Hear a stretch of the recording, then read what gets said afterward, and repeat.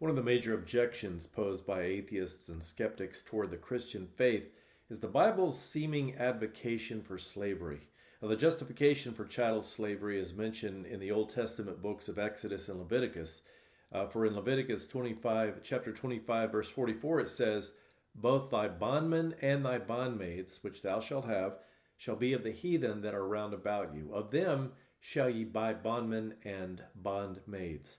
Now, Bible critics complain that this statement shows God approves of slavery, which they in turn use to justify their rejection of Christianity. However, a few qualifiers shed some important light on this issue, proving that such is not the case. To begin with, slavery isn't so much condoned by Scripture as it was simply permitted in Old Testament times by benighted and backslidden nations in particular. The Lord winked, as it were, at the all too human tendency to subjugate others by allowing enslavement. Now, God grants each of us a large measure of freedom of choice, and even if those choices are sinful, the long-suffering nature of God sometimes permits even the most detestable sins to occur. But while God is patient with humanity, his patience with sinful men does have limits, and sin is always ended with judgment. Hence, slavery-loving nations have been famously judged and punished by the Almighty throughout history. A couple of examples will suffice. After Egypt enslaved Israelites in ancient times, subjecting them to tyrannous labor, that nation was later judged of God and destroyed by many plagues. And once the Lord succeeded in freeing his captive peoples from that evil nation, Egypt never again rose to its former prominence. Next came Babylon, a nation which God allowed to carry off his chosen people into servitude in the judgment for the sins of Judah in particular. Now, the captured Jews were forced to pay heavy taxes and tributes to the Babylonian crown during the years of their subjugation, but God later pronounced judgment on Babylon for their cruelty, violence, and pride, allowing the Medes and Persians to conquer them as a punishment, while the captive Jews were later freed after Babylon's fall.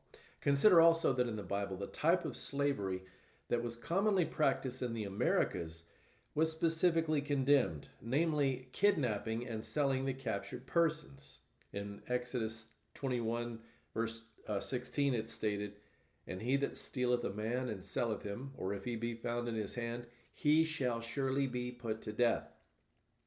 Now, this puts the latter-day form of slavery into the category of a deadly sin which God specifically hates.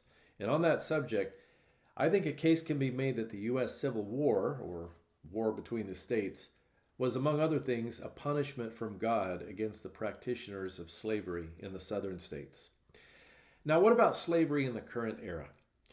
It's perhaps convenient that Bible critics ignore the reality of modern-day servitude, mainly in the form of debt bondage. Now, returning to Exodus chapter 21, it's stated in verses 2 through 6, "If thou buy an Hebrew servant, 6 years he shall serve, and in the 7th he shall go out free for nothing." This refers to the ancient practice of an indebted individual entering into temporary servitude as a result of his debt. And while this isn't a specific instance of chattel slavery, it's nonetheless a type of enslavement. Moreover, the Bible states in Proverbs 22:7, "The rich ruleth over the poor, and the borrower is servant to the lender." Now, this is a more particular reference to the slavery of debt. And it's this type of slavery that's arguably the most common type of bondage today. Untold millions of Americans are in some form of financial debt, making them servants, or to put another way, slaves to their moneylenders.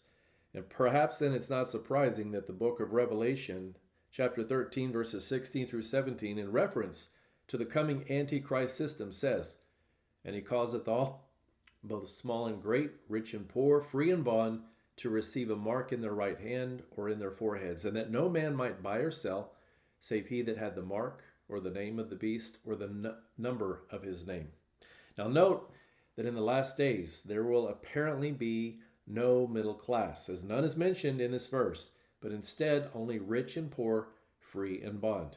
Now that is, slavery will definitely exist in the final days before the second coming of Christ. Now, this proves that slavery is a default condition of the human race that has been present with man since time immemorial. It was more of a rigidly defined institution in the days of yore, but in modern times it has assumed a more subtle but far more sinister aspect. And with that, I can only caution to avoid debt at all costs, lest you find yourself a latter-day slave. This is South Bay. Thanks for listening.